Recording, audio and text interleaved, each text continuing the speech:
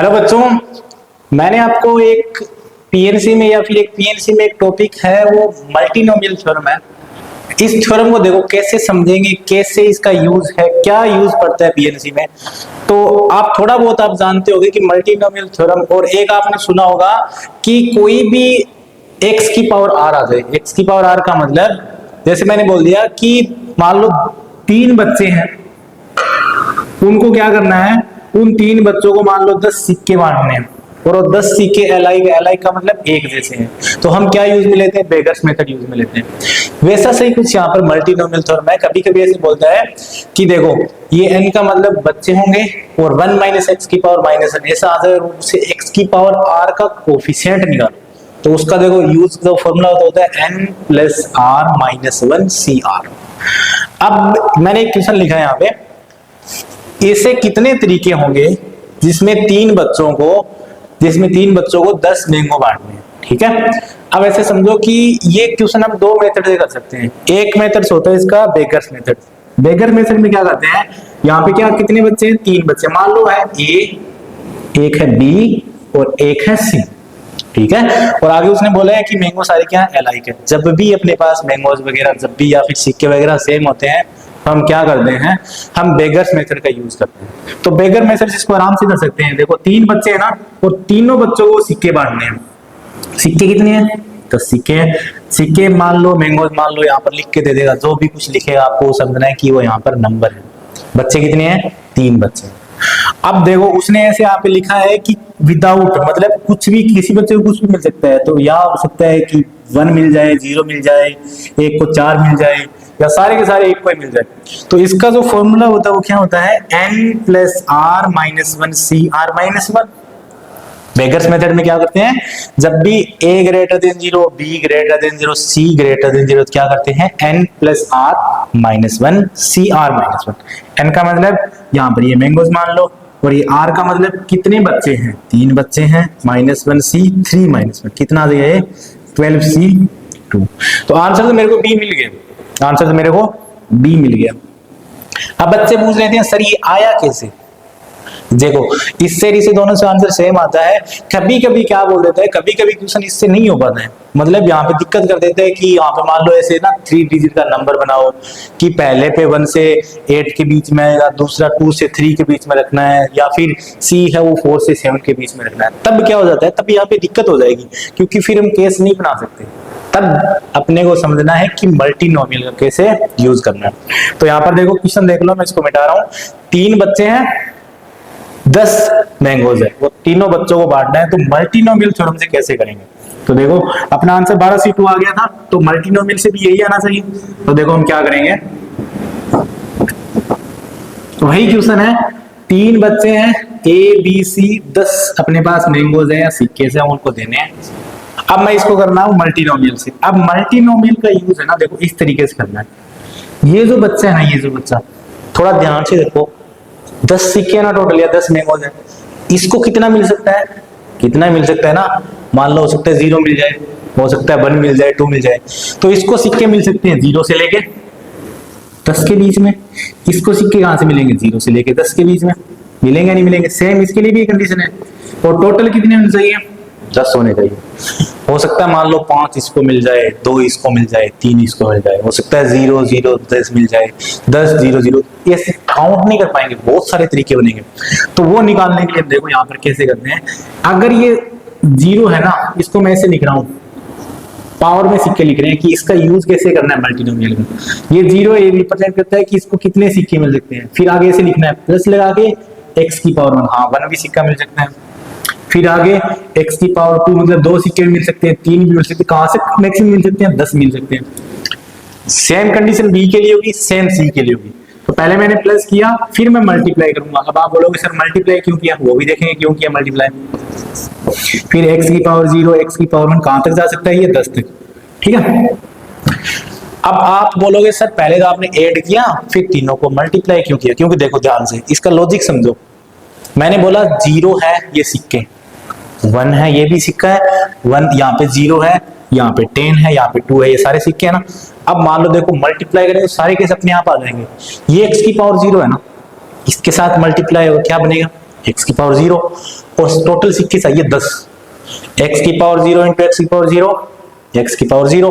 अब यहां से कितना लेना पड़ेगा कि 10 आ जाए x की पावर, क्योंकि मैं सिक्कों को रिप्रेजेंट कर रहा हूं उसकी पावर में। तो ये देखो यहां से 0, यहां से 0, यहां से 10 लेना पड़ेगा। हो सकता है आपने यहां से 1 ले लिया, तो यहां से भी मान लो 2 ले लिया, तो 1 इंटू 2 क्या बन जाएगा, x की पावर 3। फिर यहां से कितने लेने पड़ेंगे, 7। तो इसका मतलब वो मल्टीप्लाई करने से सारे के साथ आएंगे। तो अब देखो मल्टीप्लाई करेंगे। अब मेरे को चाहिए क्या, मैंने बोला था पावर में है ना, पावर में वो सिक्के हैं, तो इन तीनों से मल्टीप्लाई करने पर कुछ ऐसे आएगा, x की पावर r आएगा ना। ये मल्टीप्लाई करने पे आएगा, बहुत सारे आएंगे, x की पावर 1 भी आएगा। मैक्सिमम देखो 10 इंटू 10 इंटू 10, x की पावर 30 तक जाएगा। मेरे को सिक्के चाहिए यहाँ पर 10। इसका मतलब ऐसे बड़ा सारा बनेगा, ऐसे x की पावर 0 वाले बहुत सारे बनेंगे, x की पावर 1 वाले बहुत सारे बनेंगे, x की पावर 2 वाले बहुत सारे आएंगे, 3 वाले भी बहुत सारे आएंगे। इन सब में मेरे को चाहिए क्या, जो x की पावर 10 बना रहा है वो चाहिए। इसका मतलब यहाँ r की वैल्यू कितनी चाहिए, 10 चाहिए। तो मैं यहाँ पे ऐसे बोल दूं, ये समझ गए ना कि मेरे को यहाँ पर x की पावर 10 चाहिए, बाकी सबको मैं नेगलेक्ट कर दूंगा क्योंकि वो 11 वाले 12 वाले 15 वाले से सिक्के मिल रहे हैं, तो x की पावर 10 मैं निकाल दूंगा। अब चलो आगे, पहला स्टेप कंप्लीट हो गया। अब ये क्या कर रहे हैं, मल्टीप्लाई कर रहे हैं ना, मल्टीप्लाई कर दो सारे एक जैसे। देखो क्या बने, x की पावर 0 1, फिर x स्क्वायर प्लस x ऐसे चलता जाएगा, x की पावर 10, और ये तीनों सेम है, ये तीनों सेम है, तो क्या पावर 3 कर दूं। और इसमें निकालना क्या है, कोफिशिएंट ऑफ x की पावर 10, कोफिशिएंट ऑफ x की पावर 10। अब ये देखो, इसको अगर आप थोड़ा बहुत ध्यान से देखोगे ना, तो ये क्या बन रही है, एक जीपी बन रही है। क्या बन रही है, एक जीपी बन रही है। और जीपी में कैसे निकालते हैं, जीपी का जो सम है ना, ये देखो सबको ऐड करके, इसके सम का फॉर्मूला क्या होता है, सम का जो फॉर्मूला होता है a इंटू 1 माइनस आर की power n divide by 1 minus R, ऐसा ही होता है ना। और r कैसे निकालते हैं, ये डिवाइड बाई ये या फिर ये डिवाइड बाई ये। तो देखो यहाँ ऊपर लिख रहा हूं मैं, ये मिटा रहा हूं एक बार के लिए, इसको आराम से देख लो, स्टेप है और ये लिखा है मैंने, ये मेरे स्टेप हो गए सारे, और ये आगे इसकी पावर 3। अब देखो आगे क्या करते हैं, यहाँ देखो इसको, तो वहां से ये फॉर्मूला लगाते हैं, मतलब फर्स्ट टर्म 1 माइनस आर कितना आएगा, आर आएगा x, इसकी पावर n का मतलब देखो कितने हैं टोटल, 1 से चल रहा है, मतलब x की पावर 0 1 2 3 10 तक जा रहा है। तो अगर मैं 1 से स्टार्ट करता 10 तक जाता 10 होते, एक 1 और है तो 11 हो गए। तो यहाँ पर आ जाएगा 11 डिवाइड बाय 1 माइनस x, इस पूरे की पावर देखो ध्यान से कितनी, 3। ठीक है, क्या मैं इसको ऐसे लिख दूं। अब ये स्टेप नंबर 2 हो गया, ये बन गया 1 माइनस x की पावर 11, तो इसको आप ऊपर ले दो और देखो ये मल्टीप्लाई तो क्या बनेगा 33, और ये बनेगा 1 माइनस x की पावर -3। ऐसा आपको हमेशा बनाना पड़ेगा, हमेशा मतलब हमेशा बनेगा। अब देखो कुछ ना आप कोई सा भी कर सकते हो। अगर वो बोल दे, देखो आप सुनो ध्यान से, वो बोल दे कि मेरे को 10 सीखे चाहिए और यहाँ बोल दे कि इसको 2 से ज्यादा सीखे मिलनी चाहिए, तो कहां से स्टार्ट करोगे, x की पावर 2 से, ये दोनों हटा देना। बोल देते हैं कि b की है ना, b की मैक्सिमम वैल्यू 7 तक जाएगी और मिनिमम वैल्यू 2 होगी, तो यहाँ 2 से स्टार्ट कर देना, 7 तक चले जाना। b c पे बोल दे कि इस भाई साहब को मैक्सिमम 8 सिक्के मिल सकते हैं, मतलब 8 तक मिल सकते हैं, तो यहाँ 8 तक जाना x की पावर 8, और बोल दे कि 5 से स्टार्ट करें तो x की पावर 5। सबको मल्टीप्लाई करोगे तो ऐसे बनेगा, कुछ ऐसे बनेगा। आगे देखो क्या करना है, इनमें से मेरे को क्या निकालना है, x की पावर 10 निकालना है। अब देखो मैं क्या करता हूं, ये 1 माइनस एक्स की पावर 33 है, ये 1 माइनस एक्स की पावर -3 है। अब यहां पर क्या करोगे आप, यहां पर आप इसको ओपन कर लो, इसको ओपन कर लो, इसको ओपन करना आता है ना बाइनोमियल से, 1 प्लस एक्स की पावर n को कैसे ओपन करते हैं, nc0 x की पावर n, nc1 x की पावर n-1, ऐसे ये ओपन होगा, और 1 माइनस एक्स की पावर -3। अगर मैं बोल दूं देखो यहाँ पे 10 चाहिए, यहाँ 33 बना, और ये चलो मैं ओपन करके बता देता हूँ। अगर मान लो मैंने इसको ओपन किया तो कैसे बनेगा ये, nc0, n का मतलब 33, तो 33c0 x की पावर 0, 33c1 x की पावर 1, माइनस कैसे है क्योंकि यहाँ माइनस था, ऐसे चलते जाएंगे। और यहाँ पर देखो ये बनना है 1 माइनस एक्स की पावर -3, ठीक है। सॉरी यहाँ पे, और यहाँ पे मैंने क्या कर दिया, ये r की पावर n लिखना था, क्या लिखना था, r की पावर, थोड़ा सा करेक्शन कर लेना, ये 11 यहाँ पे आएगा, ठीक है, थोड़ा सा करेक्शन कर लेना, 1 माइनस एक्स की पावर 11 हो गया। अब यहाँ पे क्या कर लो, ये यहाँ पे इसको 11 कर दो, बस ये ठीक है। तो अच्छा ठीक है, ये क्या बन जाएगा मेरा ये अलग अलग मल्टीप्लाई होगी। देखो 1 माइनस एक्स की पावर ये 11 है और 1 माइनस एक्स की पावर -3। थोड़ा सा करेक्शन कर लेना, ये आर की पावर n करना। तो आर की पावर n मतलब आर की पावर 11 कर दिया, इसको मैं ऊपर ले गया और ये मल्टीप्लाई हुआ यहाँ पे 3, तो ये 3 बन गया, ये 3 बन गया। बस अभी इसको ओपन कर लो।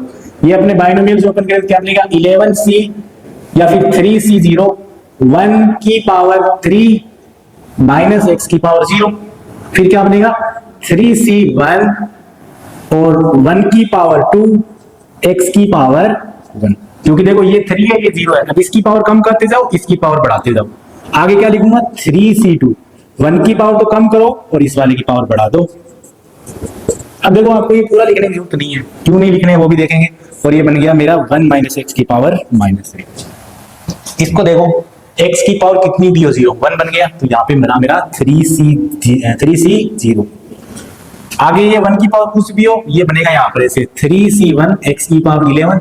आगे वाले में लिख नहीं रहा, अभी बताऊंगा क्यों नहीं लिख रहा मैं।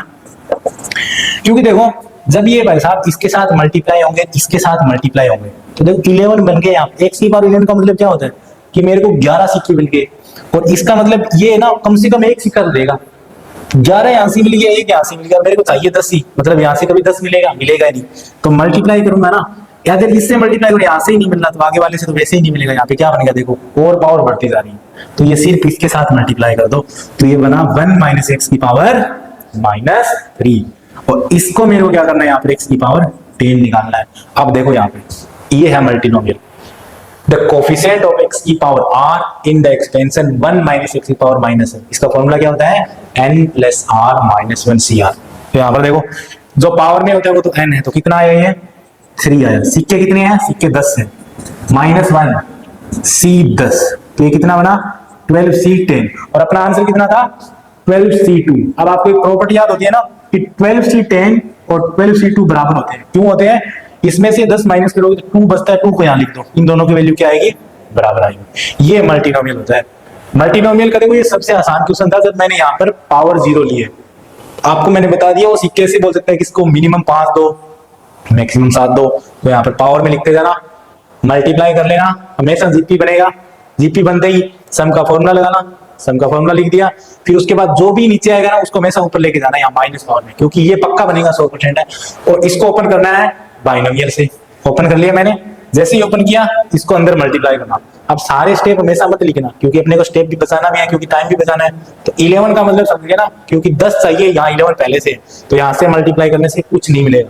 तो ये 1 था और यहाँ से मैं 10 ले लूंगा, तो 1 और ये 10 मल्टीप्लाई तो 10 बन जाएंगे। तो ये 1 माइनस एक्स की पावर -3 और चाहिए क्या x की पावर 10, और इसका मैंने फॉर्मूला लगा दिया, ये फाइनल आंसर आ गया।